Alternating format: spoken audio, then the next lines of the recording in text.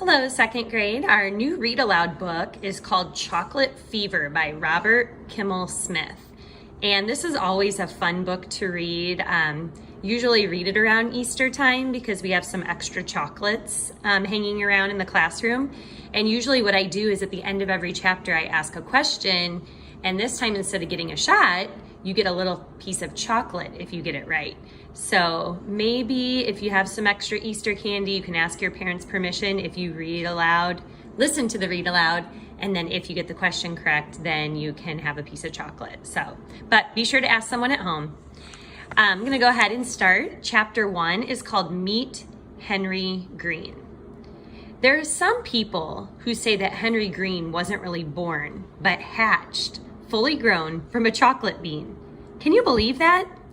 Anyway, this particular Henry Green we are speaking of was really born, not hatched, and had a wonderful mom and dad in the bargain. His father was tall and lean and wore eyeglasses, except when he was sleeping or in the shower.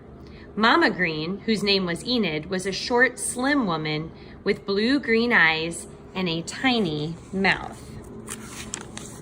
And I'm going to show you this picture. This is the family at the breakfast table. Mom's mouth always seemed to be on the verge of a smile. They all lived in an apartment in the middle of the city, along with Henry's older brother and sister. Mark Green was 10 and tall and very good to Henry, except when they would argue, which was often, and then he would hit Henry on the head with anything that was handy, which sometimes was very hard. But mostly Mark was fun to be with and only got angry when Henry called him Marco Polo. Mark didn't like that, and who could blame him? Henry's sister was very, very old, almost 14. She didn't ever argue with Henry or Mark. In fact, she hardly talked to them at all because she was so old and wise and almost grown up. Her name was Elizabeth. The other morning, which was a school day at the end of the week called Friday, Henry, Mark, and Elizabeth were at the table in the dining room having breakfast. Mark was eating fried eggs. Elizabeth was quietly chewing on her usual breakfast of buttery toast and milk. And Henry was midway through his usual breakfast too. Chocolate cake, a bowl of Cocoa Krispy cereal with milk, with chocolate syrup in the milk to make it even more chocolatey, washed down by a big glass of chocolate milk, and 5 or 6 chocolate cookies. Whew, that's a lot of chocolate.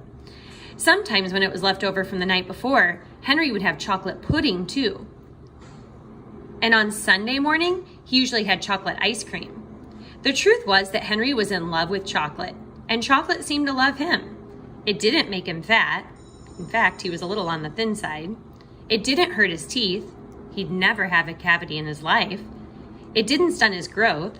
He was just about average height, perhaps even a little tall for his age. It didn't harm his skin, which had always been clear and fair.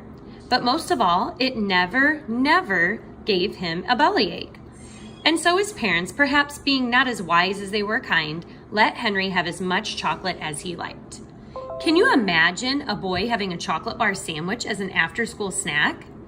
Well, Henry did, just about every day. And when he ate mashed potatoes, just a few drops of chocolate syrup swished through them to make them taste a lot better. Chocolate sprinkles sprinkled on top of plain buttered noodles were tasty too. Not to mention a light dusting of cocoa on things like canned peaches, pears, and applesauce.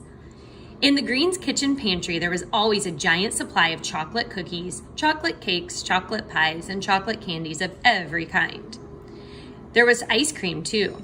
Chocolate, of course, and chocolate nut, chocolate fudge, chocolate marshmallow, chocolate swirl, and especially chocolate almond crunch. And all of it was just for Henry. If there was one thing you could say about Henry, it was that he surely did love his chocolate, probably more than any boy in the history of the world, his mother said. How does Henry like his chocolate? Daddy Green would sometimes joke.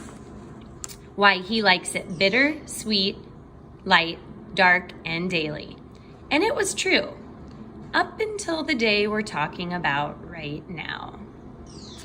And the question from chapter 1 is going to kind of go back to a little social studies earlier in the year. I want to know if you caught a little hint that I dropped about what kind of community Henry and his family live in. Do you think they live in rural, suburban or urban?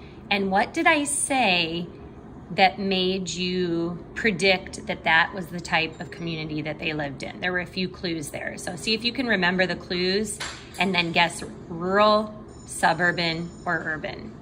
Till next time, see you later.